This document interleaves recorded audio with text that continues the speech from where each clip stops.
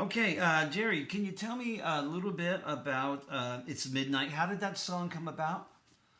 Yeah, I never did have a co-writer. I'd get up at 4 o'clock in the morning and start writing songs, and you don't run into a bunch of co-writers at 4 o'clock in the morning.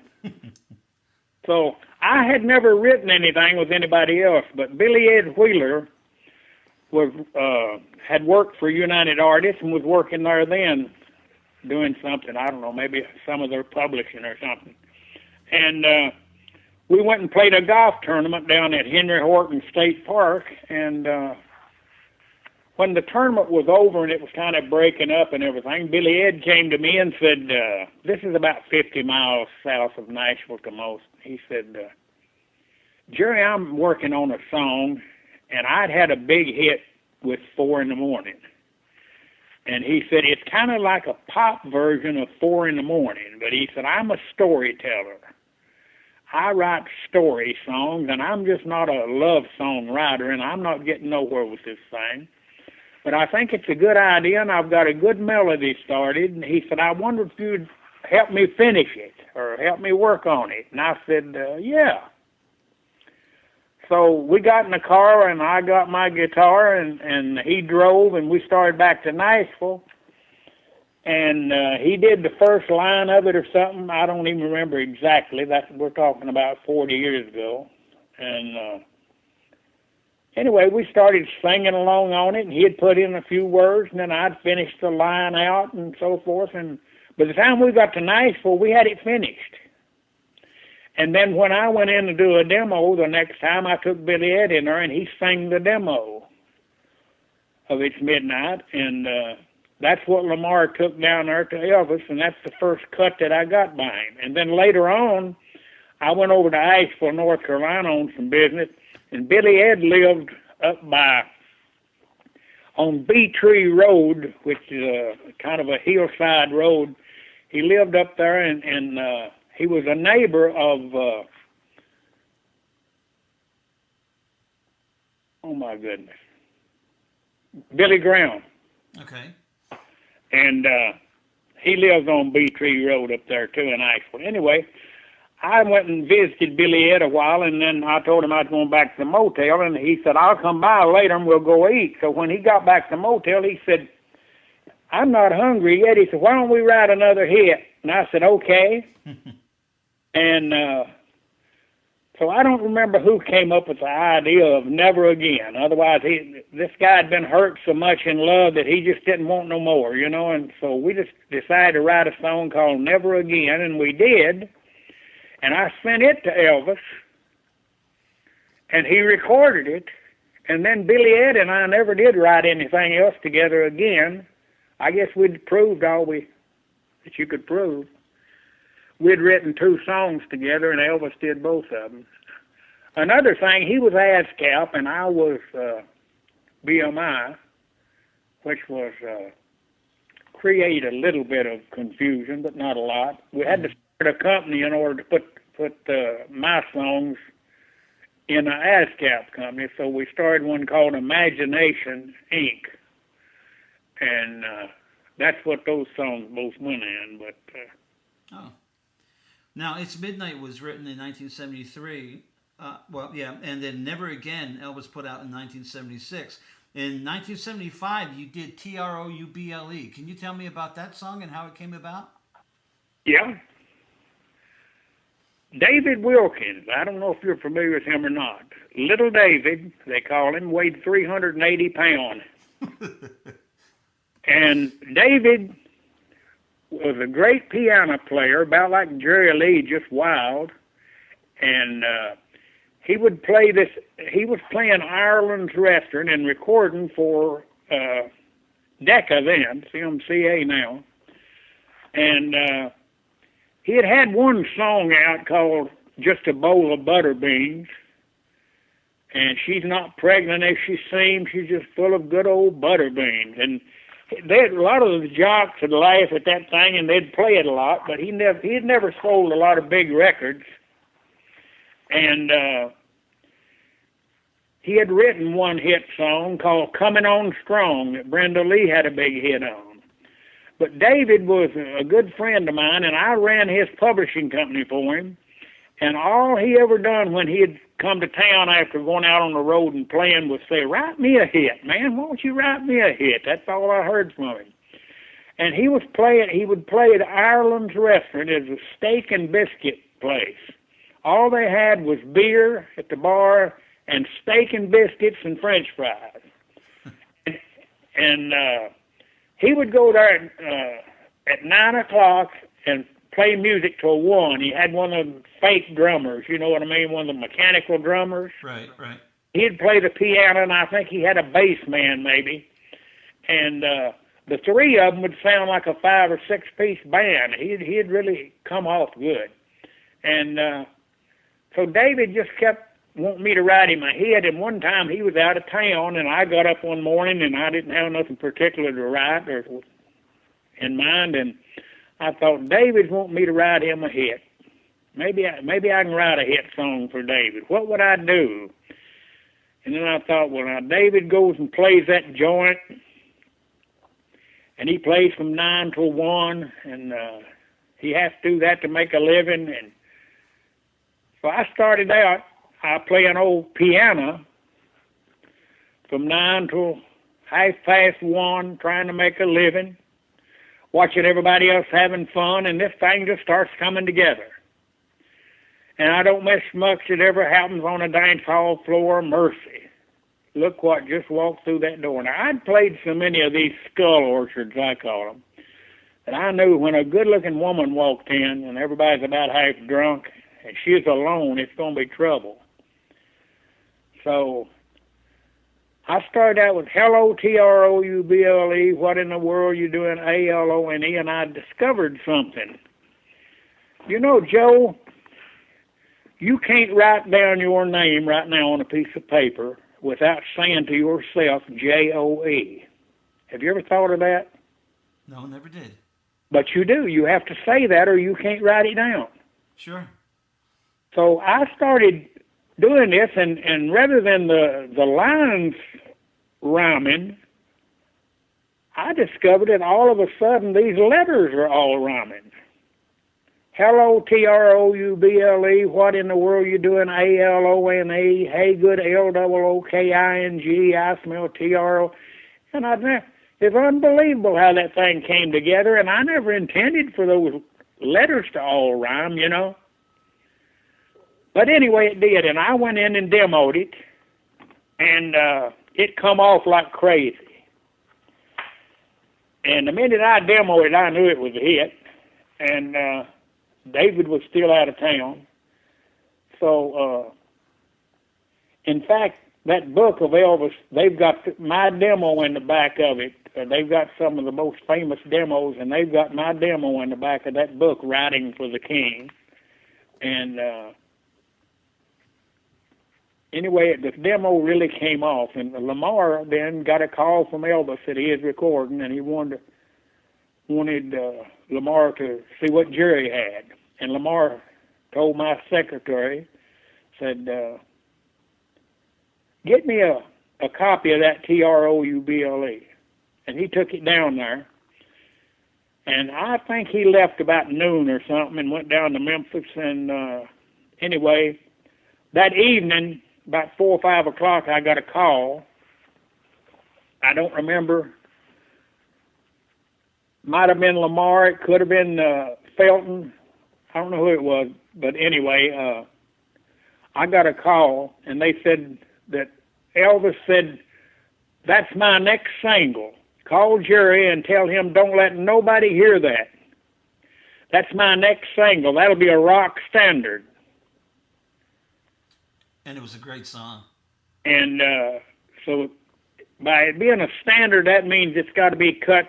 It's got to be a hit twice. You know, it's got to be a hit, and then 10 years later a hit again. That's really the definition musically among music people to what a standard is. Well, Elvis did it in 75. Right. Then in 1980, who's the guy in Vegas? Oh, Wayne Newton? Yeah, Wayne Newton heard Elvis do it on stage, and he fell in love with it and recorded it, and then and he opened his show with it for about a year. And then in '92, while Elvis had it out, Travis Tritt was a kid down in Marietta, Georgia, playing these clubs, and he took one of the verses out of it and kind of did it his way, and was doing it every night, so he knew it. And then when he came to Nashville in '92 and got on Warren Brothers record and started having some success, he started to do an album, and he's a great writer. And I think he had 8 songs already written for the album, but he needed something else, and somebody mentioned Trouble to him, and he said, "I know every word of that thing." "Yeah, I'll do that," because he didn't have to learn it, you know. And so he did it, and then I got a call saying that he did it, and it was probably going to be in his next album. And then they said it's going to be a single. Then they was going to cut a video on it. And that thing's still going. It was the #1 line dancing song. It was the #1 video. It was double platinum overnight in that album. And then it went double platinum in the best of Travis Tritt from the beginning. And then it came out in the 24 top hits, and right now it's between 4 and 5 million performances I've got awards on, and it's just that record by Travis Tritt just went completely crazy.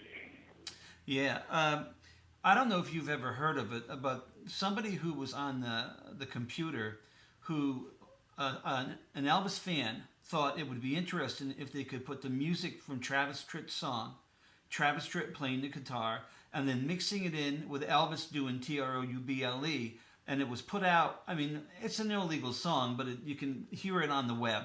It's called a remix song, and what it is Elvis singing and Travis Tritt playing the guitar. Have you ever heard that? No, that's the first I've heard of it. Well, I'm going to make sure that you get to hear it, because I'd like to hear it. It's incredible. It's absolutely incredible. Okay, A Woman Without Love came out in 1975. Can you tell me about that one? He did that. I wrote that song, and my idea was a man can have a career and a life and a harem. He can have all the women maybe that he needs, or more than he needs, and can just have a pretty good life and never really be in love. Do you buy that? Yeah, yeah. So I decided to write a song kind of like that. A man without love is only half a man, but a woman is nothing. And if a woman has never had kids, has never been in love, I don't think that's what a woman's made for, to be a helpmate to man. And if she's never had a man and never been in love, I mean, she's not really a woman. She's not fulfilled her life as a woman. I don't know. Women resent that. So I've had some real slack out of women on it. But they couldn't believe nobody could be that stupid to write a song, a woman is nothing at all without love. And I said, well, that's the way I feel about it. If a woman's never been in love, she's never lived. Right. And so I stuck by it. And anyway, I wrote the song, and Bob Luman, I played it for him, and he said, that's my next single. Boy, I love that. So he started learning it for his next single. Then Johnny Darrell was on United Artists Records, and I was on there, and Bobby Goldsboro, and Dale Reeves, and there was a bunch of us on there. Anyway, Johnny Darrell decided to do it for his album. Well, he wound up, I left town, and when I came back to town, they had already released it on Johnny Darrell. And then within a week's time, they released the Bob Luman record. And then about 2 weeks later, I'd never heard of him, and still am not familiar with T.D. Valentine. You may be. No. Anyway, it was a pop band, and T.D. Valentine covered these 2 country records, and then Brooke Benton covered him. And I had them 4 things in the Billboard chart at the same time. And every one of them was, all the promo men was calling saying, we've got the hit on this song, so don't play them others, just play ours. So a DJ had one choice, and that is to make one guy happy and 3 mad. So you know what they did? What'd they do? Didn't play none of them. They just quit playing it. Oh, jeez. It was out by 4 different people, and there was a war going on, so they just quit playing it. It just killed the thing. And when Elvis was talking about it, he was discussing that with Mir Lamar or somebody, and I told him I wasn't sure that song was a hit. I said, everybody thinks it's been a big hit, but it really hasn't. And he said, well, the King ain't done it. Now, I don't know if Elvis told me that or if somebody repeated that to me that he said, and I'm not even sure it's hearsay. I'm not even sure that he said it. But anyway, he loved it. Uh-huh. And when he did Trouble, he went in and done that and put it on the Trouble album. Right. So that's where it's at. It's on the Trouble album. He did It's Midnight, and then he came along and did Trouble and put that in there. That made 3 releases. Mm-hmm. When he did the Jungle Room Sessions, the what is it? Not Misty Blue. Moody Blue. Moody Blue. Mm-hmm. That's the single they pulled out of that session that he did in the Jungle Room. But when it first came out, it was on vinyl, of course, and it was Elvis Presley Boulevard.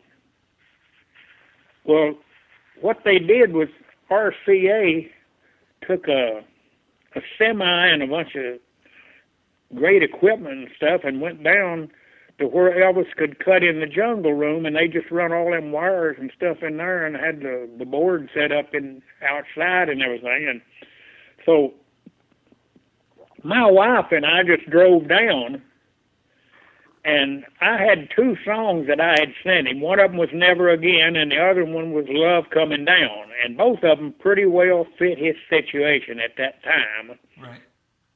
And when we showed up, he decided to do them 2 songs first. And so he did those 2 songs first. And then he looked at the guys and he said, kind of looked over towards me and said, you know, you've destroyed me. Or anyway, the songs had what he meant, you know what I mean? Right. And he looked at the guys and he said, I'm going to bed, boys. We'll do some more tomorrow. And just went up the stairs to bed. Well, there wasn't no need me hanging around no more, so I just got back in the car, and the wife and I came back to Nashville. And that's the last time he ever cut.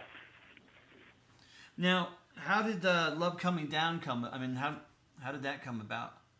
I like that better than anything he ever done of mine, and it would have been a monster single. I just love the way he did it. I love the song. It's one of my favorite songs of all time. Did Elvis capture what you were looking for in these songs? Yeah. You know, there was something about that Elvis never did that a lot of people do. A lot of people will take a demo. I've had everybody from Marty Robbins to you name it to change lines in the song. When Loretta did They Don't Make 'Em Like My Daddy Anymore, she changed a couple of lines in the song. She made it Johnson County instead of Harlan County. Instead of My Daddy Hauled the Timber for the Mines, she changed it to My Daddy Worked Down in Them Dark Coal Mines. And it was a #1 song, so I don't have no complaint, but they would change things to fit them. Right. And Marty Robbins even did that in a song that he was just wild about it, and he changed the age of this girl in the song, and it killed it because the girl being real young and this guy being 40, one of the lines in it was, she looked like my one chance to turn back the pages of time. But he changed it. he didn't want no young girl. That'd be bad for his image, so he changed it, and it killed the whole meaning of the song. And he said later, if I'd have just left it alone, he said, I'll redo that and do it right, the way you had it. But he didn't live to do that. But a lot of people would change that, and the point I'm making is this. If Elvis listened to a demo of a song, and he liked it, he'd do it exactly that way. He wouldn't change nothing. Right. In fact, when he did Love Coming Down, there was some piano licks on it that Ron Oates had put in. And he told Lamar, he said, I want them piano licks just exactly like that. Can you get somebody to do it? And Lamar called David Briggs and had him to drive to Memphis and put them licks in. Wow. And he never changed nothing. I mean, everything that he did of mine, he did it just exactly like the demo.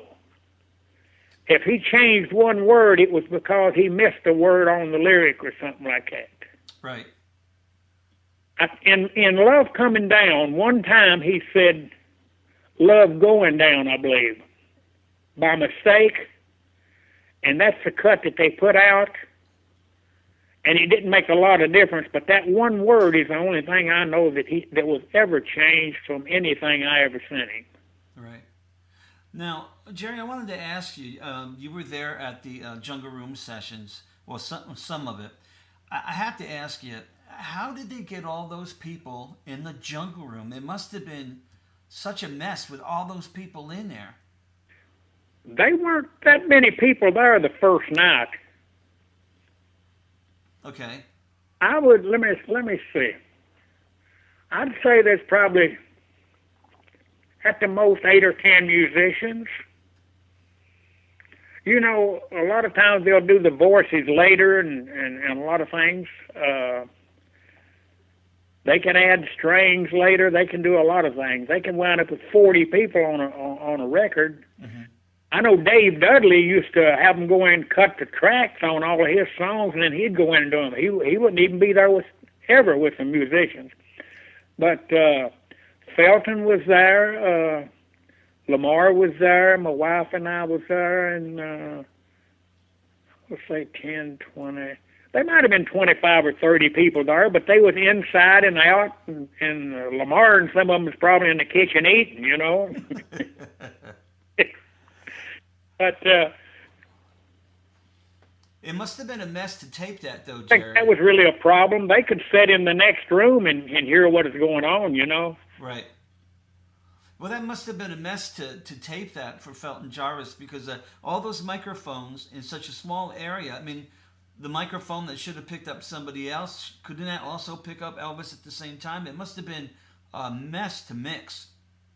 You know, they've got that stuff down now to where you used to have a separate room for the drums and echo chambers and all this stuff, and you couldn't have the drums close to the guitar player or it'd bleed into that amplifier and so forth. But now they've got that stuff to where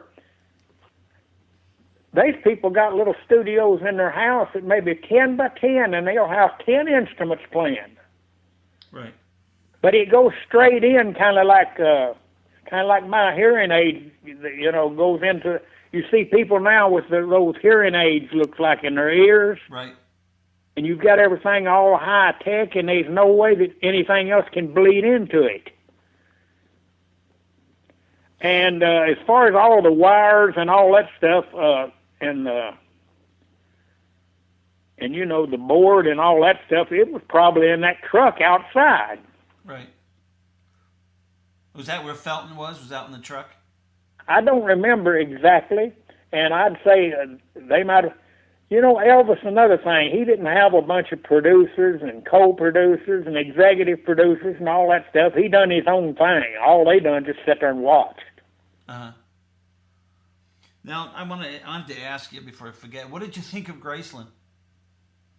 I love Graceland. It was just a big antebellum Southern house, and I know one time I was there, and I made the Lamar that a lot of people would expect this thing to have a certain atmosphere or something. I said, it's just, you just feel at home when you come in here. You're just relaxed, and it's got a real homey atmosphere. And Elvis had us on, on camera. Right, right. A lot of times he'd have that on, and he'd be watching what's going on at the gate, and he'd be watching what them guys are doing downstairs, and he'd just lay up there in the bed and watch them do that. And he heard that, but he didn't understand what I said. Uh-huh. And he walked out to the rail up there at the top of the stairway and hollered at Lamar and told him to come up there. And Lamar went up the steps, and he asked him, said, "What did Jerry say about this house?" And Lamar said, he just said, it was amazing how you feel at home here. It's just got a real atmosphere of a home. It's not a great big mansion or not. It's just got a wonderful home atmosphere. And he said, "Oh, okay." He was just checking it out, making sure I hadn't made no bad remarks, I guess. Right. Maybe a wee bit paranoid at times, I don't know. Now, I've been told that you got a... Never did see any paranoia or anything with him, but No. maybe some of the other people did. I guess anybody could be paranoid at a time with the popularity and everything he had it, and remarks that could be made, and I don't know. Sure. Now, I've been told that you got a TCB. Yeah, I thank Lamar for that.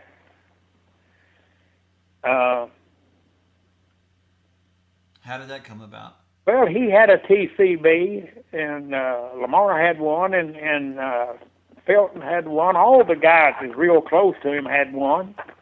And it was, if you was real close to Elvis and had that TCB, it was kind of like a mark. And right. So one time he was talking, I don't know, maybe talking about me and how he liked my songs and stuff or something. And Lamar said, "Would you like to give Jerry a TCB?" And he said, "Yeah, call Lowell Hayes and have him make him one." And now, believe you me, I don't remember whether Elvis handed it to me or Lamar handed it to me. I believe that Vernon did. Okay. Vernon and I was real close, and it just seems like Vernon gave it to me. Okay. But Elvis had it made for me. That's what he did. He never put them on nobody, I don't think. He just called Lowell Hayes and had them made, and then the guys would go pick them up, or somebody else would give them to them. Yeah. Did you know Dee Presley quite well? Did I know her? Yeah, Vernon's wife. I've never met her. Really? You never met her? No. Okay. Hey, did you pitch any other Elvis songs to Elvis that he didn't get to do? The times that I was around Elvis, he was with Linda Thompson. Okay. I never did know that girl that he was going with when he died either. Right. Ginger Alden. Jennifer, was that her name? Ginger Alden was the last girl that he was with. Yeah. Yeah. Pretty girl. Yeah. Now, was there any other songs that you pitched to Elvis, but he didn't have a chance to do them? No. The only one was The Wonders Who Perform, which is a big, big inspirational song. It's big in all over Europe and everything. And it's a song that when I was writing A Good Year for the Roses, this lines of this song just kept coming to me. And it's kind of religious. And I didn't want to write it. I didn't know who would ever record it. And I didn't want to write it, and so I'd just push it aside. I'd write that line down that came to me and just push it aside, and I'd go back to working on A Good Year for the Roses, and then another line had come, and I'd put that on there, and then I'd go back to A Good Year for the Roses, and I wrote them both the same week. And they were both recorded the same week. I played them to George Jones, and Tammy was with him, and she loved The Wonders You Perform, and they went in the next week, and she cut that, and George cut A Good Year for the Roses. And then I was taking Record World at that time, and rather than Billboard, because all Billboard wanted to do was sell you a full-page ad. And so Billboard now is known as, well, it's the only one left. Right. Cashbox is gone and Record World is gone, but Record World was one I followed. And when George went #1, the following week, Tammy knocked him out with The Wonders You Perform. Wow. Now, let me ask you, when was the last time that you spoke to Elvis? The last time I spoke to him? Yeah.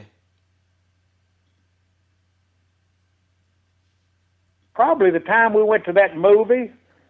Okay. Can you tell me how you heard that Elvis had passed away? Yeah, I was sitting in my office, and my wife now, she was my secretary then, came to the door of my office and said, Elvis just died. And I just walked out and got in the car and drove straight to Memphis. Did you? And then I went out to the house and with Lamar and Dr. Ghana. We went out to the house, and when we walked in, I know James Brown, the Soul Brother, was there, and there were several people sitting around, and we went into the front room and was just all sitting around, and they went to open the casket. And when they did, I walked over there, and James Brown walked over there with George Krein. They was on one side and I was on the other, and they opened the casket up. And anyway, I was supposed to go to the funeral, and when I saw what they were doing and the preparations that were being made and everything, and well, to me it was a time for mourning, and they was planning this big, like a celebration thing with all these limousines and all this stuff in a row and all that. Mm-hmm. And I was just really down, and I wasn't up to that. So I went back to the motel and watched it on television. I didn't go to the funeral. Right. Now, what do you think about the everlasting popularity of Elvis Presley? It's shocking. I can't believe it. But I know why. He's just he's the #1 entertainer of all time. And you know who I think is #2? Who? Jerry Lee. And anybody that don't just hasn't heard all that Jerry Lee does. I've got some records of Jerry Lee where he's got everything from Sentimental Journey to Up Jump the Devil, and he does everything great. Mm-hmm. He can take any song that's been a monster hit by anybody and do it, and it'll come off better than they did it. He is unbelievable entertainer. Now, Jerry, what are you doing now? Are you still writing? No. I'm kind of like a home builder when the people quit buying homes. I was a hit songwriter, and everybody was coming to me looking for a hit. Nobody has ever come to me in my life with hundreds of recordings looking for a B-side of a single or looking for an album cut. They're all looking for hit records. Mm-hmm. Well, now all of a sudden, everybody's got their own publishing company. And they've got their own label, and they've got their own studio, and they've got their own, I call it a co-op of writers. I used to go up on the stage and they'd say, Another Place, Another Time, written by Jerry Chesnutt, published by Jerry Chesnutt Music, and they'd hand me 2 awards and I'd walk off. now they've got to have a stage 20 by 20 because they've got 14 writers and 18 publishers. Right. It's crazy. And none of these people, they've got all these people on salary, and the last thing that they need to do to mess up their co-op is to have a #1 hit by Jerry Chesnutt. They don't want that. Right. I've got songs right now that are #1 songs that anybody's looking for a #1 song that's on a label. All these people are so great now, and they're good. But, well, a guy at Sony Publishing Company told me, he said, Jerry, you've got all these copyrights, and they'll be doing them for years and years because they're great copyrights. He said, these songs that we're putting out now are like Roman candles. They go up and make a big splash, and that's the end of them. That's right. That's right. Now, what I do is this. I sit on the internet and pull up Jerry Chesnutt song releases, and sometimes I'll pull up 10 at one time. Sometimes I'll pull up an Elvis album that they've just remastered and put out, and maybe like It's Midnight will be on there, and I think he had over 15 cuts on that.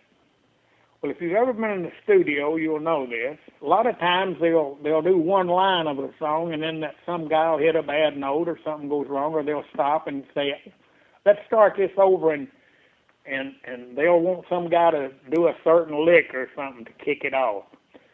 And, well, they won't put that out. But if they do go through the entire song and then go in there and listen to the playback, and they say, I believe we can do that better. Let's try it again. If they do a complete take on it, then when these people release that master, what they'll do is they'll put out It's Midnight, take 1.